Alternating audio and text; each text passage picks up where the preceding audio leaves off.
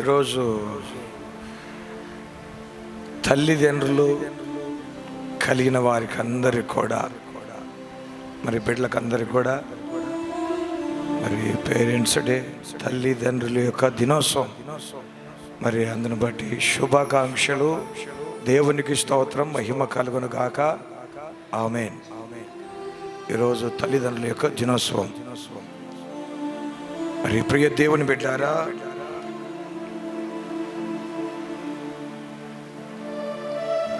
మరి కొన్ని విషయాలు తల్లిదండ్రుల గురించి తెలుసుకున్నాక మరి ఉపదేశం విందాం.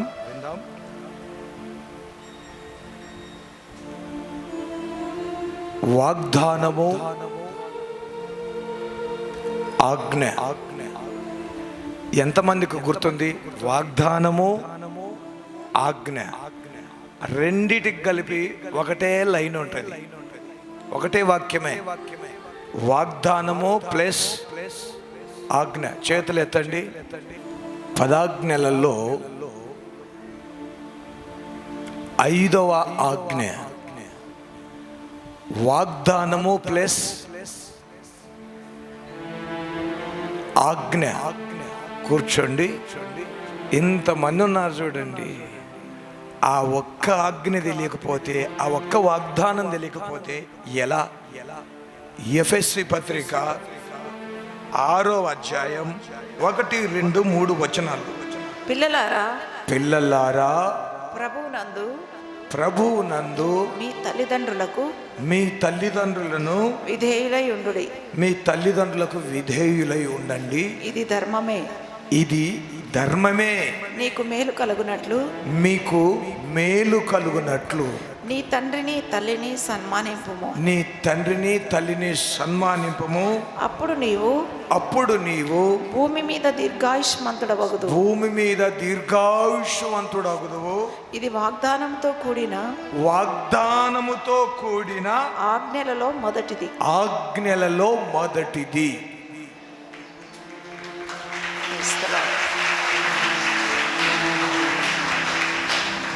ఈ ఆజ్ఞ, ఈ వాగ్దానం నిర్గమాకాండం 20వ అధ్యాయం 12వ వచనం. నీ దేవుడైన యెహోవా 10 ఆజ్ఞలు. 10 ఆజ్ఞలు అంటే అందరికీ వస్తాయి దాదాపుగా. ఆజ్ఞల్లో 5వ ఆజ్ఞ, 10 ఆజ్ఞల్లో 5వ ఆజ్ఞ, నీ దేవుడైన యెహోవా నీకు అనుగ్రహించు దేశములో నీవు దీర్ఘాయుష్మంతుడు అగునట్లు నీ తండ్రిని తల్లిని సన్మానించు.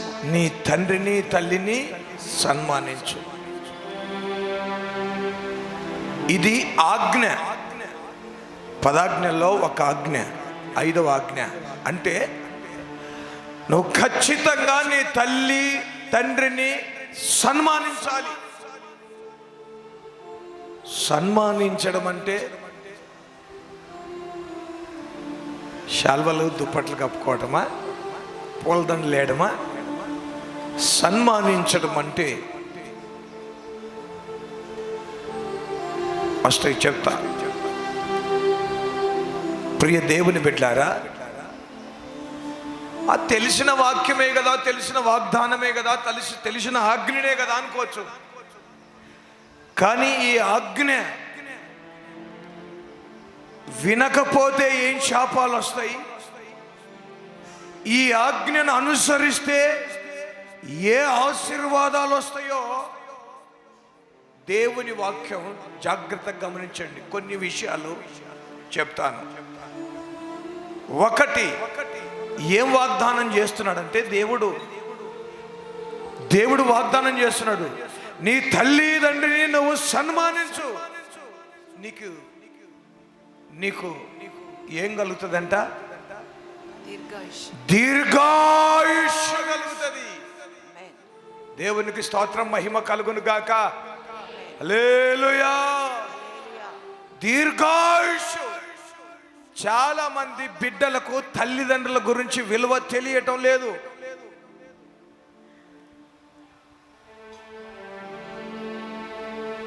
రక్షింపబడిన వారికైతే తండ్రి అయిన దేవుడు,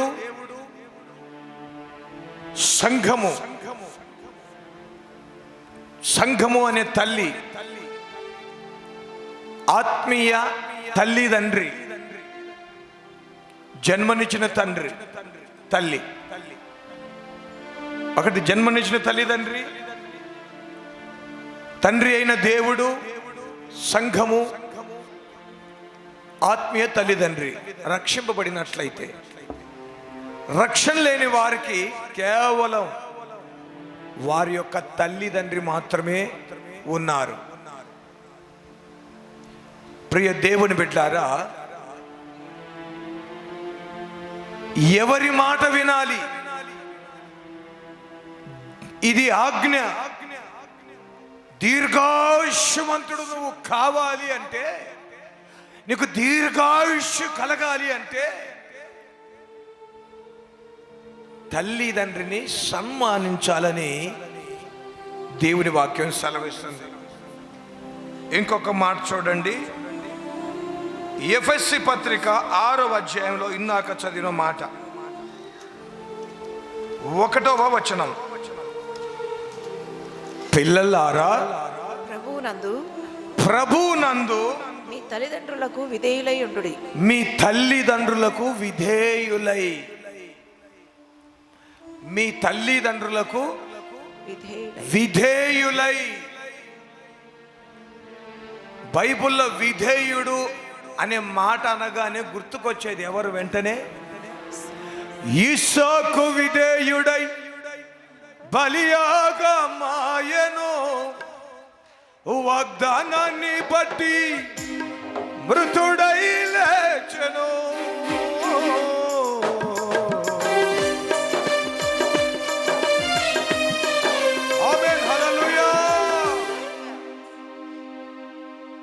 విధేయుడు అనగానే ఇస్సాకు దీర్ఘాయుష్మంతుడు. అబ్రహాము, ఇస్సాకు, యాకోబుల్లో ఈ ముగ్గురు ఎవరికి ఎక్కువ ఆయుష్? ఇస్సాకుకే. తండ్రి అయిన దేవుని చిత్తము నెరవేర్చిన యేసయ్య ఆయన ఇప్పటికీ జీవిస్తూనే ఉన్నాడు. తండ్రి అయిన దేవునికి విధేయుడు. నైనా నీ చిత్తమైతే ఈ పాత్ర తొలగించి నేను సిలువలో అంటే, లేదు బిడ్డ నువ్వు మొయ్యాల్సిందే. సరే నాయన. తండ్రి మరి శీలలు కొడతారు, బిడ్డ శీలలు కొట్టించుకోలే. అయినా ముళ్ళ కిరీటం పెడతారు, పెట్టించుకోలే. ముళ్ళ కిరీటం పెట్టించుకోలే. నీ వలన అనేకులకు రక్షణ కలుగుతుంది. నువ్వు ఒక విధేయత చూపిస్తే, విధేయత నువ్వు చూపిస్తే నీ వలన ఈ ప్రపంచానికే లోక కళ్యాణం జరగబోతుంది. విధేయత కలిగిన ఒక్కరు నిలబడితే వారి వెనక అనేక మంది జీవితాలు బాగుపడతాయి. విధేయత. పిల్లలారా, ప్రభువునందు మీ తల్లిదండ్రులకు విధేయులై ఉండుడి.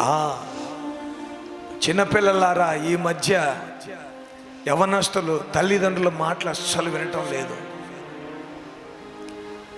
అసలు తల్లిదండ్రితో సమయం గడపడానికి కూడా సమయం కేటాయించడం లేదు పిల్లలు. సెల్ ఫోన్లు, బైకులు, ఫ్రెండ్స్, ఆటలు, సినిమాలు, స్నేహితులు, రాత్రి పగలు ఇవే. ప్రియ దేవుని బిడ్డలారా, తల్లిదండ్రులను విధేయులుగా అండి సన్మానించండి, వాళ్ళని. దీర్ఘాయుషు. ఈరోజు యవ్వన బిడ్డలు యవ్వన జీవితంలోనే జీవితాలను కోల్పోతున్నారు. యవ్వన జీవితంలోనే ఆత్మహత్యలు, యవ్వన జీవితంలోనే తల్లిదండ్రులకు అవిధేయులు, తల్లిదండ్రుల మాటలు వినని వారు, యవ్వన జీవితంలోనే దేవుడు అప్పగించినటువంటి పని వదిలిపెట్టిపోయేవాళ్ళు, అవిధేయులు. ప్రియ దేవుని బిడ్డలారా, ఇదిగో విధేయత కలిగి ఉండండి అని దేవుని వాక్యం సెలవిస్తుంది. ఇంకొక మాట చూస్తే ఆ కొలస్సీ పత్రికలో 3వ అధ్యాయం 20వ వచనం, పిల్లలారా అన్ని విషయములలో. పౌలు గారు ఎంత చక్కగా రాస్తున్నాడంటే, ఎక్కడ చూసినా పిల్లలారా, అన్ని విషయములలో మీ తల్లిదండ్రుల మాట వినుడి, ఇది ప్రభువును బట్టి. లేదు పౌలు గారు, దేవా కొన్ని విషయాలు నచ్చితే వింటాం, లేకపోతే వినాం. మేము కొన్ని నచ్చితేనే వింటాం, లేకపోతే వినాం. ఇంకా ఏమైందంటే రకరకాలుగా అనుకునే వాళ్ళు ఉంటారు. ప్రియ దేవుని బిడ్డారా, మీ తల్లిదండ్రులకు అన్ని విషయాల్లో చాలామంది, అమ్మా ఈ జడ ఇట్లా వేసుకోమా, జరగమ్మా, నీకు తెలియదు, ఇప్పుడంతా ఫ్యాషన్ ఫ్యాషన్ ఫ్యాషన్.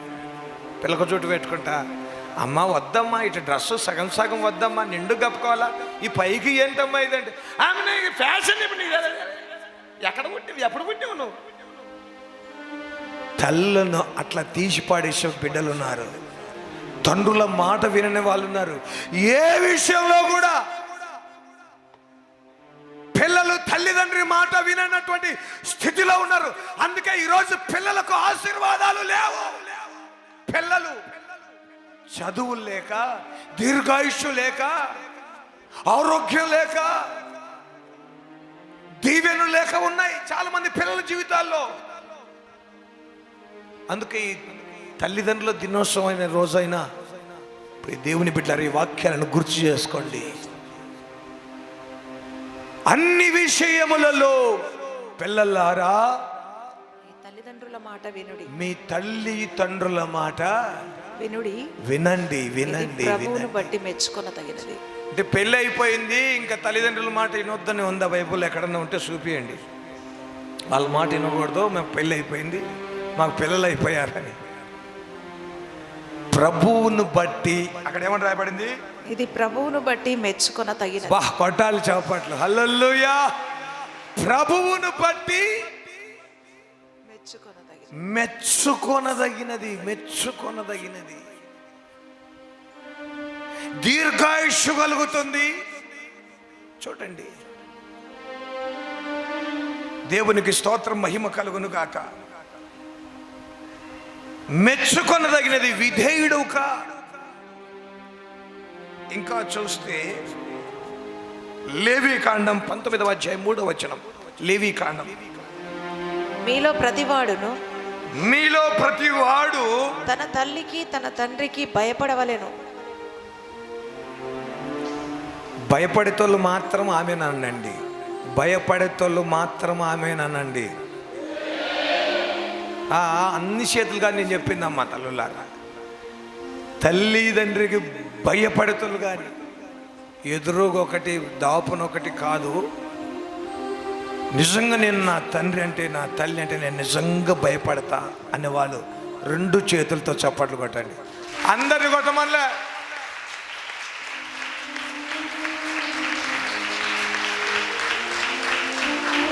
దేవుడే సాక్షి. దేవునికి స్తోత్రం, మహిమ కలుగును గాక. హల్లెలూయా.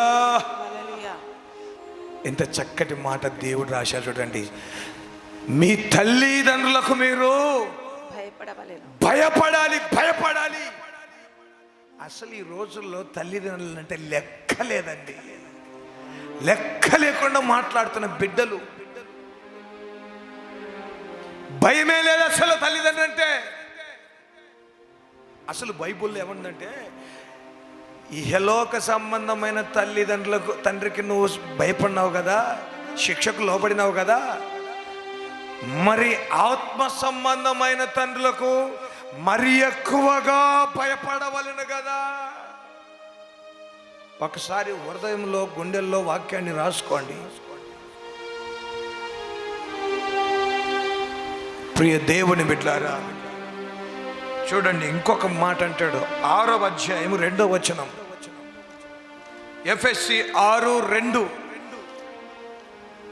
ఎఫెసీ 6:2. నీకు మేలు కలుగునట్లు.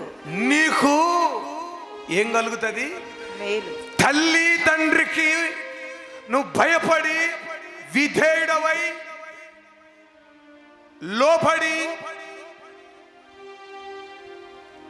సన్మానించి వారి మాట వింటే నీకేం కలుగుతుందంట? మేలు కలుగుతుంది. కొట్టాలి చాపట్లు. హల్లెలూయా. మేలు కలుగుతుంది. అమ్మ, ఇంతవరకు నా జీవితంలో ఇంకా మేలు లేదు అనుకున్న వాళ్ళు ఇక్కడ నుండి తల్లిదండ్రులను అంటే సన్మానించండి. వాళ్ళ మాట వినండి. వాళ్ళ మాట వింటేనే సన్మానించినట్టు. యేసుప్రభు ఏమంటాడు? నన్ను ప్రేమించిన నా ఆజ్ఞలు గైకొనండి. ప్రేమించటం అంటే, సన్మానించటం అంటే గైకొనటం. ప్రియ దేవుని బిడ్డలారా, మేలు చేస్తాడు, దీర్ఘాయుష్నిస్తాడు. ఇంకేమేం చేస్తాడంట? మేలు చేస్తాడు, దీర్ఘాయుష్నిస్తాడు, నిత్య జీవం కూడా ఇస్తాడు. ఒక యవనస్తుడు యేసు ప్రభు దగ్గరకు వచ్చి, నేను నిత్య జీవం పొందుకోవాలంటే ఏం చేయాలి? 10 ఆజ్ఞలు పాటించు, నీ తల్లిదండ్రిని సన్మానించు అంటాడు యేసయ్య.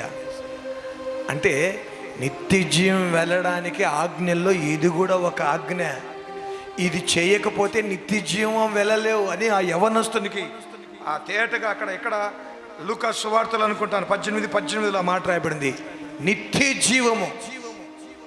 తల్లిదండ్రిని సన్మానిస్తే, తల్లిదండ్రులకు విధేయత చూపిస్తే ఏం కలుగుతుంది? నిత్య జీవం. నిత్య జీవం కలుగుతుంది. ప్రియ దేవుని బిడ్డలారా, దీర్ఘాయుష్య కలుగుతుంది. ఇంకొక చాట చూడండి, క్షేమము. ద్వితీయోపదేశ కాండం 5:16. రైట్. దేవుడైన యెహోవా నీకు అనుగ్రహించు దేశంలో. దేవుడైన యెహోవా నీకు అనుగ్రహించు దేశంలో. నీకు అనుగ్రహించు దేశములో నీవు దీర్ఘాయుష్మంతుడవై. నీకు క్షేమం అగునట్లు. నీకు క్షేమము కలగాలి అంటే ఈ దేవుడైన యెహోవా నీకు ఆజ్ఞాపించిన లాగున నీ తండ్రిని నీ తల్లిని సన్మానింపు. ఆమేన్. నీ తండ్రిని తల్లిని సన్మానిస్తే నీకు క్షేమము కలుగుతుంది. నీ తల్లిదండ్రికి విధేయునివైతే నీకు క్షేమము కలుగుతుంది. నీ తల్లిదండ్రికి భయపడితే నీకు క్షేమము. ఇంట క్షేమము, బయట క్షేమము, ఒంటిలో క్షేమము.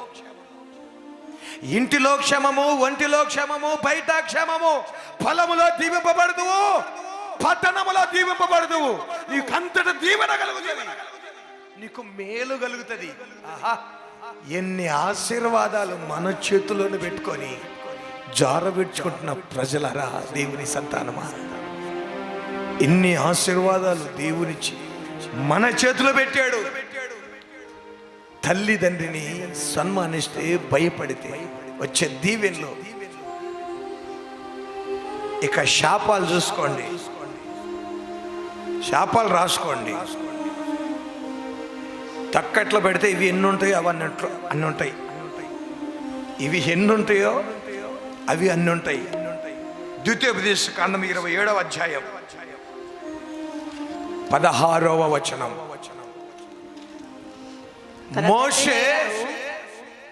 మోషే ఇజ్రాయేలులతో పలికిస్తున్నాడు. ఏమని పలికిస్తున్నాడు? తన తండ్రినైనను తన తల్లినైనను నిర్లక్ష్యము చేయువాడు శాపగ్రస్తుడని చెప్పగా ప్రజలందరూ ఏమన్నారంట? ఆమేన్ అనవలెను. ఓర్ నాయనో, మీరు అనొద్దండి, పోతారు. ఆ ఇజ్రాయేలే మేలు అనుకుంటా. తల్లిదండ్రులను నిర్లక్ష్యము చేయువాడు శాపగ్రహస్థులు. నువ్వు చేసేది నీ జీవితంలో నీకు శాపం వస్తుందంటే నువ్వు నీ తల్లిదండ్రిని నిర్లక్ష్యం చేస్తున్నావు. నిర్లక్ష్యము చేస్తే వాళ్ళను, నిర్లక్ష్యం అంటే కొంతమంది చెప్పిన మాట నీకు బాగా తెలుసులే, చాలే మామే ఊరుకోంగా, ఊరుకో డాడీ, మాకు తెలుసులే ఎట్లుండాలో మాకు తెలుసులే, ఎవరిని చేసుకోవాలో మాకు తెలుసులే, మేము ఏం చదవాలో మాకు తెలుసులే, ఏ డ్రెస్ వేసుకోవాలో మాకు తెలుసులే, మేము ఎలా జీవించాలో మాకు తెలుసులే. కొంతమంది తల్లిదండ్రి మాట, అమ్మా వెళ్ళొద్దమ్మా లైన్లో, అట్లా వెళ్తారు, బాబు అట్లా వెళ్ళొద్దు, ఆ మార్గంలో వెళ్ళొద్దు, నాకు తెలియదా. తల్లిదండ్రి అనుభవించి అనుభవాలు చెబుతారు. నువ్వు తల్లిదండ్రిని కొట్టాల్సిన పనిలే, గొడ్డలు తీసుకోవాల్సిన పనిలే, నరకాల్సిన పని లేదంట. నువ్వు నిర్లక్ష్యము చేస్తే నీకు శాపం అంట. నువ్వు నీ తల్లిదండ్రిని నిర్లక్ష్యం, వాళ్ళందరూ ఏమనాలంట, ఆమేననాలంట. అంటే ఆ శాపం మాకు వచ్చును గాక మేము నిర్లక్ష్యం చేస్తే అని అర్థం. ఇప్పుడు మిమ్మల్ని ఎంతమంది ఆ మాట ఆమెను అనగలుగుతారు? ఏమో పొరపాటున ఎప్పుడోసారి నిర్లక్ష్యం చేయొచ్చులే అని చేతులు, ఎప్పుడోసారి నిర్లక్ష్యం చేయొచ్చులే అనుకొని ఎత్తే ధైర్యం ఉందా ఆమెనని? ప్రియ దేవుని బిడ్డలారా, నిర్లక్ష్యం చేస్తేనే శాపం. జాగ్రత్త గమనించండి వాక్యాన్ని. లేవీకాండం 20వ అధ్యాయం 9వ వచనం. ఎవడు తన తండ్రినైనను తన తల్లినైనను దూషించునో వానికి మరణశిక్ష విధింపవలెను. ఇది ఎవరి చట్టం? దేవుని చట్టం, దేవుని రూల్. తల్లిదండ్రిని ఎవరైతే దూషిస్తారో వాళ్ళను చంపాలంట, రాళ్ళ తీసుకుని కొట్టి. చూడండి, మరణ శిక్ష. దూషిస్తే తర్వాత నిర్గమాకాండం 21వ అధ్యాయం 15వ వచనం. తన తండ్రినైనను తల్లినైనను కొట్టువాడు నిశ్చయంగా మరణశిక్ష నొందును. ఎవరైతే తల్లిదండ్రిని కొడతారో వారికి మరణ శిక్ష. ఇది దేవుని చట్టం. తల్లిదండ్రి అంటే ఈరోజు కుటుంబాల్లో పిల్లలు ఎందుకు ఆశీర్వాదింపబడడం లేదు? తల్లిదండ్రి ప్రేమ గనుక నా పిల్లోనికి ఎందుకు శాపం తగలాలని వాళ్ళు శపించరు. నా పిల్లోడికి ఎందుకు వాడికి దుర్మార్గత కట్టుకుంటాడని చెప్పేసి తల్లిదండ్రులు ఏం చేస్తారంటే పిల్లల్ని శాపం పెట్టరు. ఏమో లేవు, నన్ను నిర్లక్ష్యం చేస్తామే ఆయలే, లేకపోతే నన్ను వాడు కొడతా అంటే మాయలే, తిడితే మాయలే, తిట్టంలే, ఏమోలే వాడు తెలుసుకుంటాలే అంటారే తప్ప. ప్రియ దేవుని బిడ్డారా, శాపము వస్తుందంట, మరణ శిక్షనంట. 21:15 ఏమన్నాడు? తన తండ్రినైనను తల్లినైనను కొట్టువానికి నిశ్చయంగా. చాలా మంది తల్లిదండ్రి మీద చెయ్యో కట్టెనో ఎత్తే వాళ్ళు ఉంటారు. జాగ్రత్త. 17వ వచనం.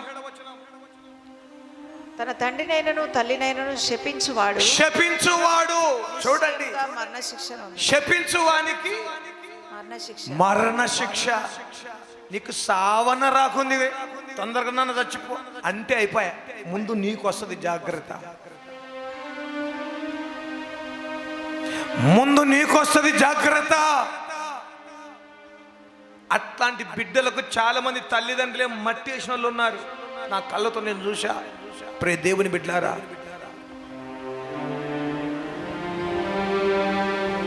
తల్లిదండ్రులను శపిస్తే నీకు సావన రాకుంది. నువ్వే మనిషివే, నీదేం జీవితమే, సౌపత ఎన్నబడి ఎందుకున్నావు? ఇంకా బల పుట్టించుకున్నావులే, ఇంకా లోకంలో ఎవరు లేరు పుట్టించుకోవడం. చాలా మంది లెక్క లేకుండా తల్లిని తండ్రిని మాట్లాడే వాళ్ళు ఉన్నారు. వారికి ఏమొస్తుందంట? ఏమంట 17వ వచనంలో, మరణ శిక్ష 17వ వచనం, తండ్రినైనను తల్లినైనను శపించువాడు శపించు వానికి మరణ శిక్ష. నిశ్చయముగా నిశ్చయముగా అంటే ఇంకా ఖచ్చితంగా. చూడండి ప్రియ దేవుని బిడ్డలారా, తల్లిదండ్రుల నుంచి ఎక్కడో కాదు పాపాలు, ఎక్కడెక్కడో కాదు, ఇక్కడనే మూట కట్టుకున్నాం ఇంట్లోనే. మూటలు ఎక్కడి నుంచి అభివృద్ధి అవుతుంది, ఎక్కడి నుంచి మనం ఫలిస్తాం, ఎక్కడ మనకు క్షేమం కలుగుతుంది. నీకు క్షేమం కలగాలంటే నీ తల్లిదండ్రిని, వారిని ప్రేమించు, నిర్లక్ష్యం చేయొద్దు. చూడండి లేవికాండం 20వ అధ్యాయం 9వ వచనం, చదివినామని నీ తల్లిదండ్రిని దూషించకూడదు. తర్వాత 20వ అధ్యాయం 20వ వచనం చూడండి, సామెతలు 20:20, తన తండ్రినైనను తన తండ్రినైనను తల్లినైనను దూషించు వాని దీపము తిట్టినట్లయితే, దూషించినట్లయితే వాని దీపము కారు వాని దీపము కారు చీకటిలో ఆరిపోవును. చీకటి అయిపోతే ఏమైపోతుంది కనుక్కోలేము. ప్రియ దేవుని బిడ్డారా, నీ బ్రతుకు కూడా అలా కాకూడదు. కనుక్కోలేవంట, కారు చీకటి, నీ జీవితం అయోమయమైపోతుంది, నువ్వు నడవలేని స్థితి. నీ తల్లిదండ్రులు ఏం చేస్తేనంట దూషిస్తే, తిడితే, అమ్మ బాబు, వారిని దూషించినా, వారిని శపించినా, వారిని నిర్లక్ష్యం చేసినా నీకు శాపం, నీకు మేలు కలగదు. వారిని సన్మానిస్తే ఎన్ని ఆశీర్వాదాలు ఉన్నాయి చూడండి. వారిని సన్మానించి, వారికి విధేయులై, వారికి భయపడితే నీకు మేలు కలుగుతుంది, నీకు క్షేమము కలుగుతుంది, నీవు దీర్ఘాయుష్మంతుడవుతావు. ఎన్ని ఆశీర్వాదాలు! ఒకసారి ఆశీర్వాదాలను బట్టి చప్పట్లు కొడతాం. దేవునికి స్తోత్ర మహిమ కలుగును గాక. హల్లెలూయా.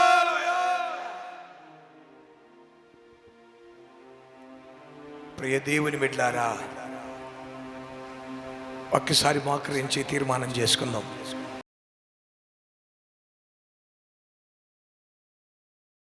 మహోన్నతుడ పరిశుద్ధమైన తండ్రి, సర్వాధికారి నీ నామమునకు స్తోత్రములు. మా పరలోకపు తండ్రి నాయన, నీ కృపచేత మమ్మల్ని ఎంతవరకు సజీవులుగా ఉంచినారు. నేను స్తుతించి కనపరిచే భాగ్యం ఇచ్చిన తండ్రి నీకు స్తోత్రాలు. నీ దాసుని నిలబెట్టుకుని నాయన, నీ ఆత్మచేత బలపరిచి నాయన, ఈ తల్లిదండ్రుల దినోత్సవ సందర్భంగా అందించిన శ్రేష్టమైన మాటల కొరకే నీకు వందనాలు. అయ్యా నా తండ్రి, అనేక మంది బిడ్డలు ప్రభు తల్లిదండ్రులకు విధేయులు కాలేకపోతున్నారు, భయపడలేకపోతున్నారు నాయన. అయ్యా వారిని నిర్లక్ష్యం చేస్తూ జీవితాలను నాయన తండ్రి మరి శాపానికి లోను చేసుకుంటున్నారు నాయన. జ్ఞాపకం చేసుకునండి. దీర్ఘాయుష్యులు కాలేకపోతున్నారు ప్రభువా. ఈ సమయంలో నాయన నిబిడలైనటువంటి వారు తల్లిదండ్రులకు శారీరక జన్మనిచ్చినటువంటి తల్లిదండ్రులకు, అయ్యా నా తండ్రి ఆత్మీయ జన్మనిచ్చిన తల్లిదండ్రులకు, ముఖ్యంగా మమ్మల్ని సృష్టించిన సృష్టికర్త అయిన తండ్రివైన నీకు నాయన, అయ్యా వారి కోసము నాయన ప్రసవేదన పడినటువంటి తల్లి అయినటువంటి సంగమునకు భయపడి జీవించే కృపను దయచేయండి నాయన. అన్ని విషయంలో మాట వినే కృపను అనుగ్రహించండి తండ్రి. అయా విధేయులుగా జీవించే కృపను దయచేయండి. వారి జీవితాల్లో నాయన క్షేమం విస్తరించాలంటే, మేలు కలగాలంటే, నిత్య జీవము నిత్య రాజ్యము దొరకాలంటే నాయన, అయా అన్ని విషయంలో నాయన తండ్రి తల్లిదండ్రులకు విధేయులుగా జీవించే కృపను దయచేయమని ప్రార్థిస్తున్నాను. మహోన్నతుడా నీకు వందనాలు, స్తోత్రాలు చెల్లిస్తున్నాను ప్రభు. అనేక మంది అయా మరి అన్ని విషయాల్లో నైనా లోబడినటువంటి స్థితిలో ఉంటున్నారు. అయా ఇష్టమైనటువంటి విషయాల్లో లోబడుతున్నారు, ఇష్టమైన విషయాల్లో లోబడలేని స్థితిలో ఉంటున్నారు నాయన. జీవితాలను శాపం గురి చేసుకోకుండా ప్రభు, అయా మరణమునైనా తండ్రి సంభవించకుండా, బిడ్డల జీవితాల్లో ఆత్మీయంగా మరణించకుండా నాయన, అయా నా తండ్రి ఆత్మ దీపం ఆరిపోకున్నట్లుగా అయా దీర్ఘాయుష్మంతులయ్యే కృపను దయచేయమని ప్రార్థిస్తున్నాను. తల్లిదండ్రులకు విధేయులై సన్మానించి వారి మాటలకు లోబడి నైనా అయా నిత్య జీవాన్ని స్వతంత్రించుకునే కృపను, ఆశీర్వాదాలు స్వతంత్రించుకునే కృపను దయచేయమని, విత్తబడిన వాక్యం ఇక్కడ చేరిన ప్రతి బిడ్డ యొక్క హృదయంలో ఫలింపచేసి మహిమ పొందుకొనమని యేసు పరిశుద్ధమైన నామములో అడుగుచున్నాను తండ్రి. ఆమేన్.